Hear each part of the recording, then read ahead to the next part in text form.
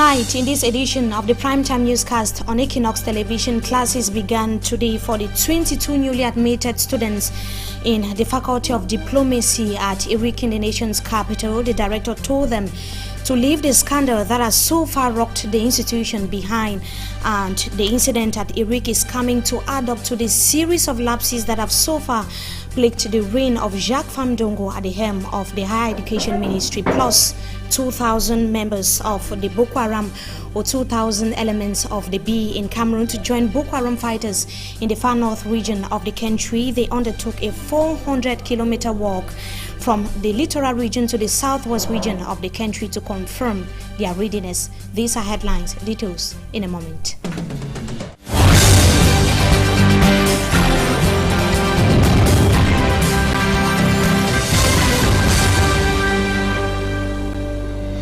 Good evening to you, ladies and gentlemen. You are watching the Primetime Newscast on Equinox Television. Hard work alone should be the priority of the 22 newly admitted students of ERIC in Yaoundé. The students were told to put behind the controversy that rocked the institution recently. The director of ERIC was speaking while welcoming them on campus this Tuesday. Let's have the details of the report with Roland Ako. The student diplomats have been welcomed to start classes on the campus of the International Relations Institute of Cameroon, ERIC, laying to rest all the controversies that surrounded their admission process. A candidate who almost missed the 2015 train into diplomacy at ERIC is happy that President Biya saved him from the frustrations of the list of Famdongo. I was very happy to be in the last list. And I want to say something for the president. Just tell him I'm very happy, and I believe in the Cameroon institution. This first day on campus is aimed at explaining the code of conduct of the International Relations Institute of Cameroon to the new student diplomats. The welcome ceremony is a tradition at the International Relations Institute of Cameroon. We always welcome the new students. It is an opportunity to give them the guidelines for their stay here at the institute, and to encourage them that the entrance is one thing, but they have to work very hard to succeed in their studies. ERIC welcomes 22 candidates instead of 15 this academic year. History retains that in a single entrance exam, 3 different lists were published. The candidates were urged to put aside these problems surrounding their admission and focus on their bookwork. And the reign of Jacques Famdongo, as we announced in the headlines at the helm of the Higher Education Ministry, has been plagued with a series of scandals for close to a decade now. Critics in the country hold that the actors concerned should simply step down, but it may be a far-fetched idea, as you tell us in the following report for Hansen Chanchi. I hereby resign is not a common language in the dictionaries of public servants in Cameroon. And if that is what many Cameroonians expect, with the series of scandals at the Ministry of Higher Education, they may be dreaming. The higher education under Professor Jacques Famdongo has witnessed several scandals, which many have been calling for heads to roll. The ministry on November 23, 2006, abruptly ordered for an oral part of competitive entrance exams into the first year in the Faculty of Health Sciences in the University of Buea, and a new list was published, comprising 153 students instead of 127, signed by Professor Nomo Maxelen on behalf of the Ministry of Higher Education. 26 new names were added, but it is not known which exams they wrote, where they wrote, who marked and graded their scripts. The University of Buea Students' Union, OPSU, one of the strongest student union bodies in Central Africa at the time, wrote a strongly worded memorandum calling on suspension of rescheduled November 27 orals until the problem is solved.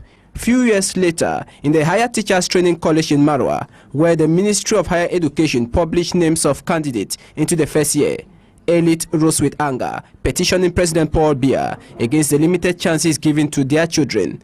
The president will later ask that all candidates from Marwa who applied be admitted. In 2013, 9 students are removed from the International Relations Institute of Cameroon, IRIC, by the Ministry of Higher Education after several weeks of classes, and after their admission, they were thrown out like dogs. Jacques Famendongo recently signed a release stating that all students who were forced to abandon their previous medical schools due to closure will benefit from government's largesse in paying their school fees. 1 year after, the medical students were told it was just for that year. Famendongo sent them to meet their parents to settle their school bills, over 1 million francs CFA. With the recent scandal at the International Relations Institute for Cameroon, IRIC, there are popular opinions that heads have to rule, that immediate personalities concerned should resign. But will the creatures of President Paul Biya, as Jacques Famendongo always associates himself, resign when their political correction gains central stage and they have abandoned their prime role and focus more on psychophancy and propaganda, described by Aloysius Agendia in 2010 as socio-educational values and political rhetoric?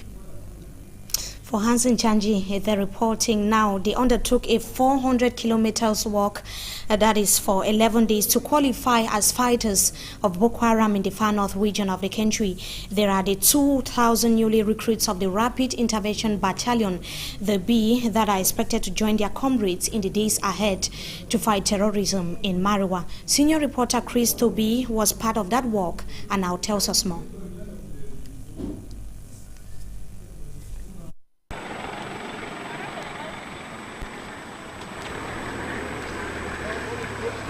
Conscious of the task awaiting them at the battlefront, these 1,800 newly enrolled soldiers embark on this military walk. 400 kilometers military walk to go from Sabga in the northwest on to Manahobe in the southwest region, 400 kilometers, certainly to achieve the training, 6 months training that have been obtained so far by these elements of the Rapid Intervention Battalion. Working for confirmation and integration, which is the apex for those chosen at the end for the war front in the Grand North. This march is a part of the training program. It is the final exercise of the basic training phase of their program. So the work has many objectives. First is to confirm the strength of these young soldiers after 3 months of staff training. The army is in the head, even when legs hardly still resist. For whatever remains the watchword, especially when the fatherland is to be defended. Medical doctors with 2 heavily equipped ambulances are not far in case of emergencies. Food and other logistics are equally present at resting points. Then the journey towards Manowo Bay continues, like each time they stop since it began February 27. And to say if they shall be ready, I'm ready to go to the extreme north to fight and defend my country and die for this nation, Cameroon, that I so love so much. Crossing over the symbolic Mungo Bridge, the military aspirants already sight Limbe with their mind's eye, but they will have to observe another break, happily negotiating their Miselele stopover.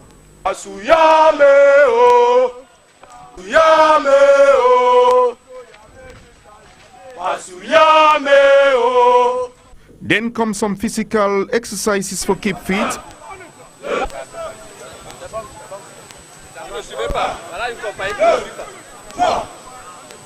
And the mountain of tents for the night, waiting for the last stretch to Manowo Bay.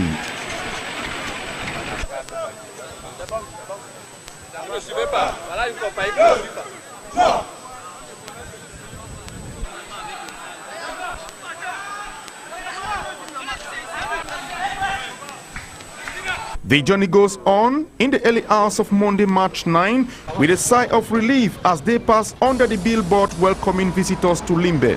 It just needed a little more effort as they passed through mile 1, half mile, Down Beach and Mbonjo village to land at the barracks in all joy awaiting departure day.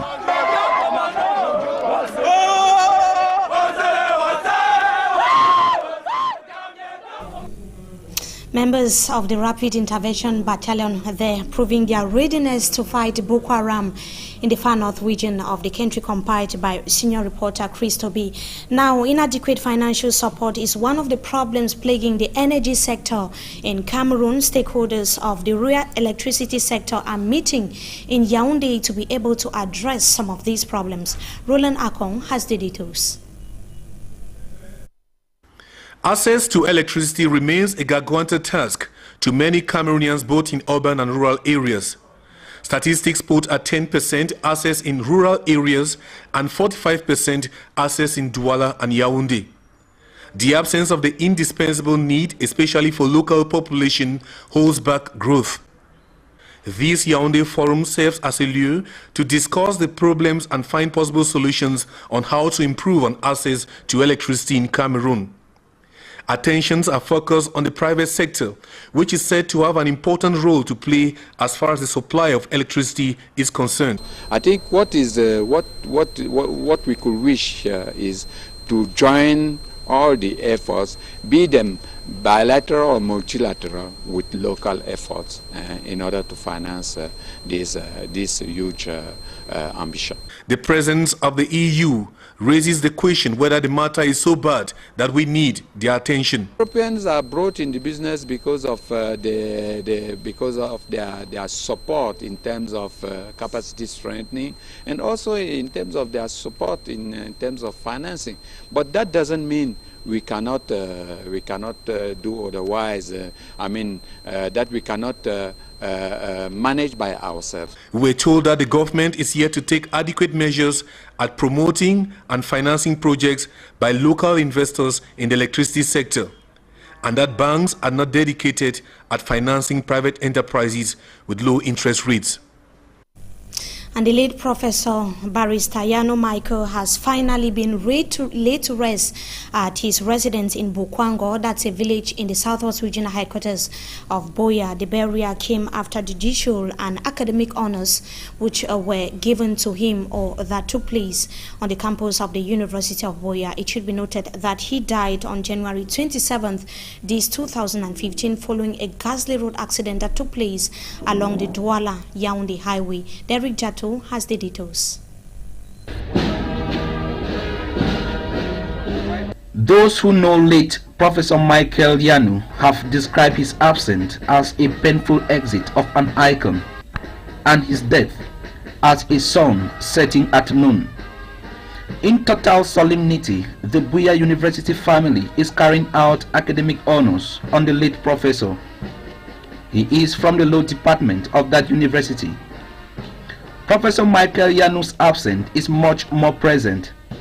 He is known in the academic circle as a prolific writer, a scholar by excellence, and a fervent human rights advocate.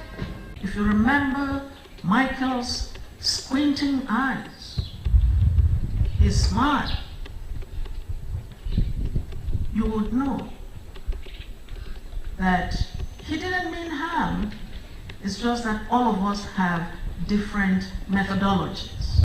The Higher Education Minister was represented at the funeral by his Secretary General.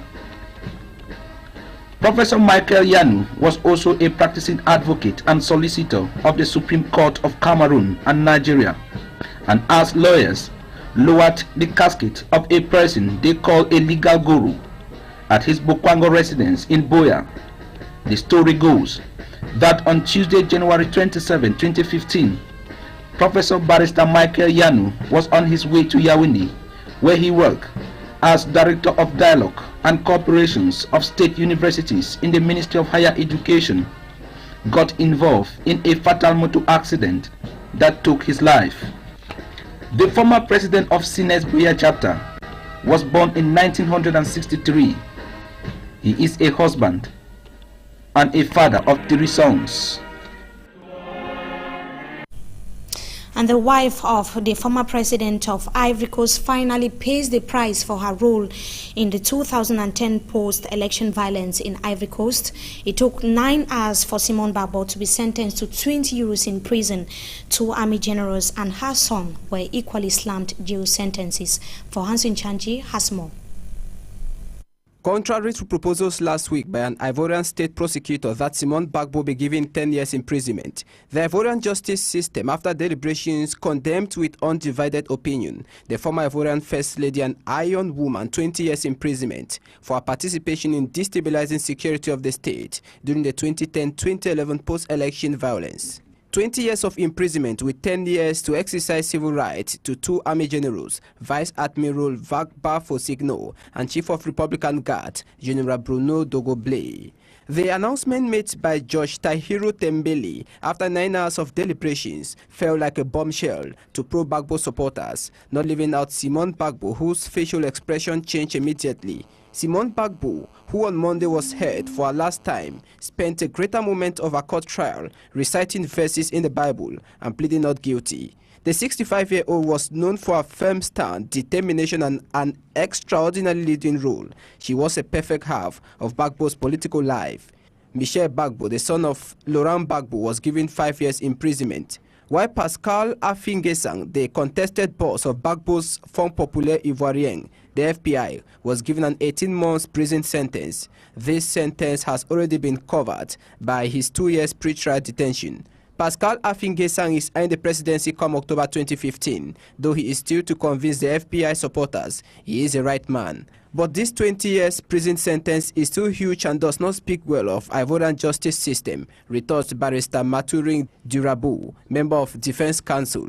To him, the sentence was partial. Pro-Gbagbo supporters say until supporters of Alassane Ouattara are also brought to book, the national reconciliation preached by the government will just be window dressing and the justice system hijacked. And that brings us to the end of this first segment of the news. Up next is Talking Point.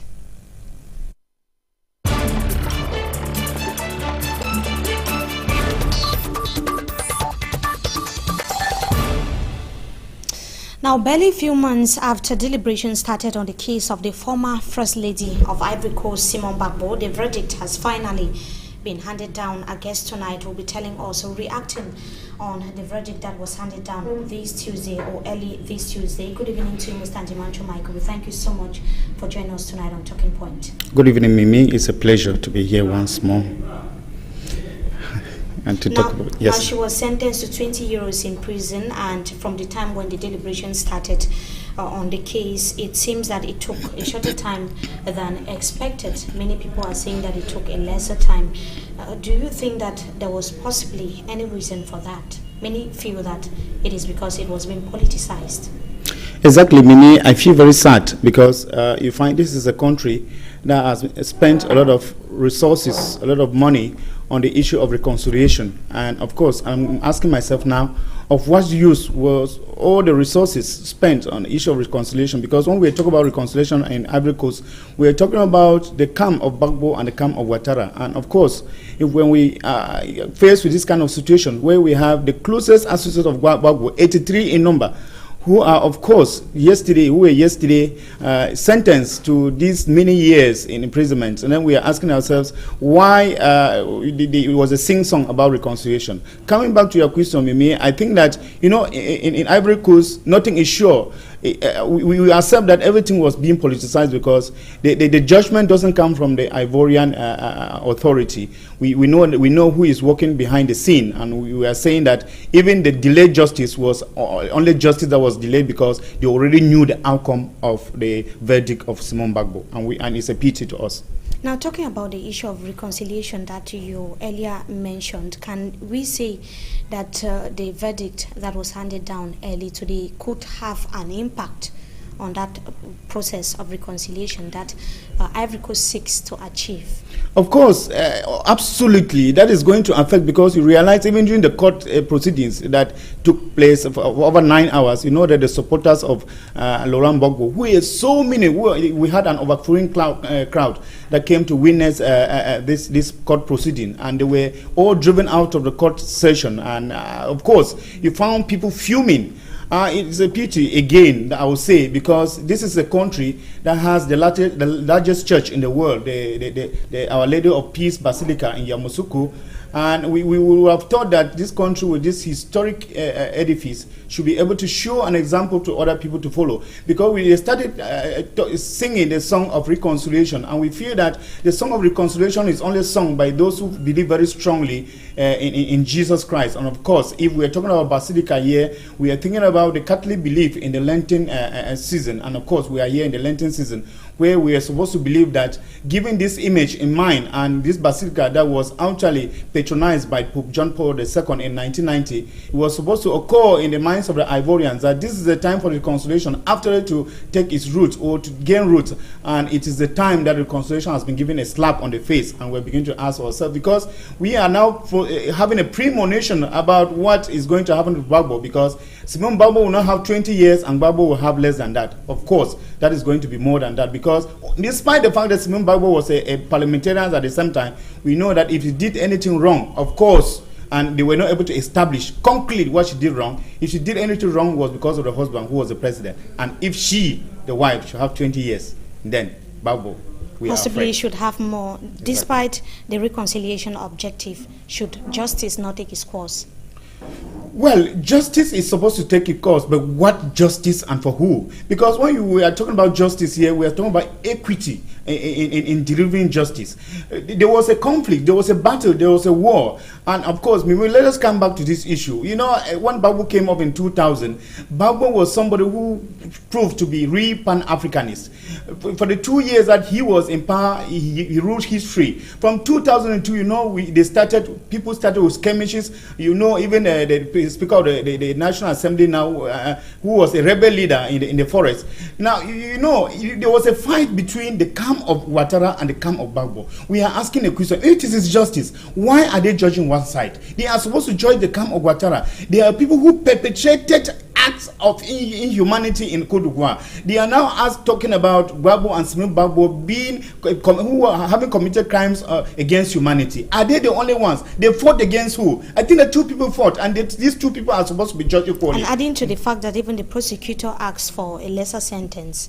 Exactly. But it was actually double. It was double. The prosecutor asked for 10 years, and of course it was done. Then you can see, you can clearly see that this is judgment that was already prejudged before after the sentence was given. And it is there's this attempt to wipe out everything Gbagbo in the scene of the Ivorian history. And of course, and I doubt whether this is going to happen, because if they should sentence, and you know also they have sentenced the son Michel Gbagbo to about 5 years imprisonment. I mean, there is this deliberate, this premeditated attempt to make sure that the name Gbagbo doesn't reign again in Ivory Coast. And we are asking ourselves, if this is the attempt, then how can peace reign in Ivory Coast? And then I begin to have a premonition for the upcoming election in Ivory Coast, because many people are going to rival, because you know, this thing is in their mind. People still have the scenes on how their brothers, their sisters were killed in front of them. And of course, if we are talking about reconciliation, it's supposed to be genuine, it's supposed to be just.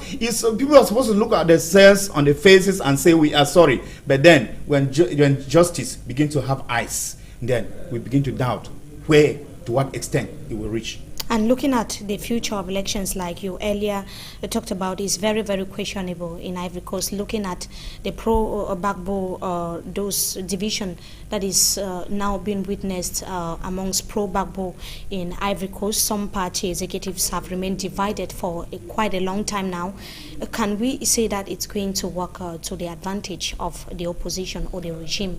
Already the sentences of some of the top party officials is already weakening the camp of Gbagbo, because you realize that even Ngef Fesam, who was intending to be one of the presidential candidates for the FPY, has been sentenced to about 2 years. I mean, you see, given and added to the division that is in the FPI, and you know the division too is not willfully. The division is being orchestrated by the Ouattara camp. You know, that is politics. The politics is that you buy up people over, and they are able to cause havoc, to cause pandemonium in their beliefs and in what they hope for, and then at the end of it all, you find that everything is just a sham. So we are afraid for the FPI. We are afraid for the Gbagbo's party, because if people begins to be untrustworthy as they are now in the party, then I'm afraid the party is going to greatly weaken, and it will lose its credibility in the eyes of Ivorian. Thank you so much, Mr. Ndimanjo Michael, for joining us tonight on Talking Point. We hope to have you some other time again. Thank you very much, Mimi. It's also a pleasure to be here and to share my views. The pleasure is ours as well. To our viewers, we thank you so much for being part of us in this edition of the news on Equinox Television. Wishing you a blessed day in the company of our programs. Good evening to you.